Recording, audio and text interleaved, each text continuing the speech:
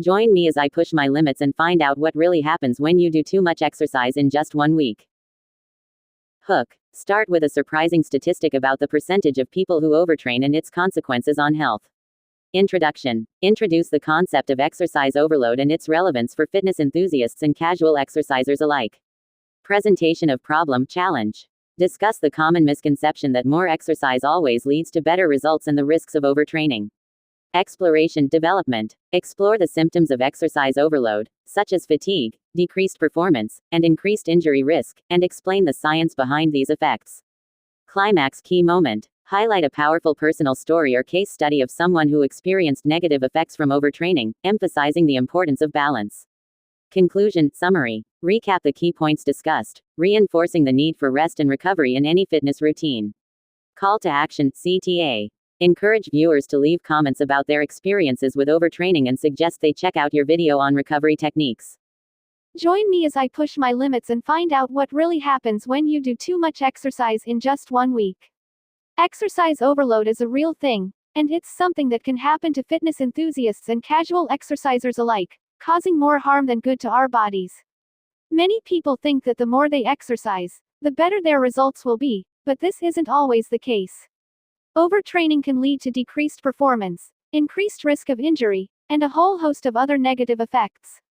The idea that more is better is a common misconception that can be detrimental to our health. Exercise is essential for our well-being, but too much of it can be counterproductive. Our bodies need time to rest and recover, and without this rest, we can start to see negative effects. The risks of overtraining are very real, and it's essential to be aware of them to avoid causing harm to our bodies. Pushing ourselves too hard can lead to burnout, both physically and mentally, which can be challenging to recover from. Fatigue is one of the most common symptoms of exercise overload, and it's not just physical fatigue, but mental fatigue as well. When we overtrain, our bodies start to break down, and we can experience decreased performance, which can be frustrating and demotivating. The science behind exercise overload is complex, but it basically comes down to our body's inability to recover from too much exercise. When we exercise, we cause micro tears in our muscles, which need time to heal. If we don't give our bodies this time, the tears can become larger, leading to injury and decreased performance. Increased injury risk is another symptom of exercise overload, and it's something that can be avoided by listening to our bodies and giving them the rest they need. I know someone who was so dedicated to their fitness routine that they would exercise for hours every day, pushing their body to the limit.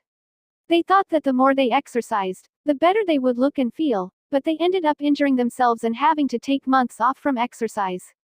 Their story is a powerful reminder of the importance of balance in our fitness routines.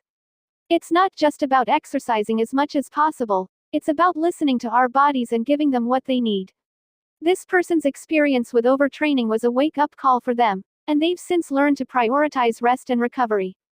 They've found that by balancing exercise with rest, they're able to perform better and feel more energized, both physically and mentally. The key points to take away from this are that rest and recovery are just as important as exercise when it comes to our fitness routines. We need to give our bodies time to heal and recover if we want to see real results and avoid injury. If you've experienced negative effects from overtraining, leave a comment below and let's start a conversation. Check out my video on recovery techniques for some tips on how to prioritize rest and recovery in. Thank you for watching.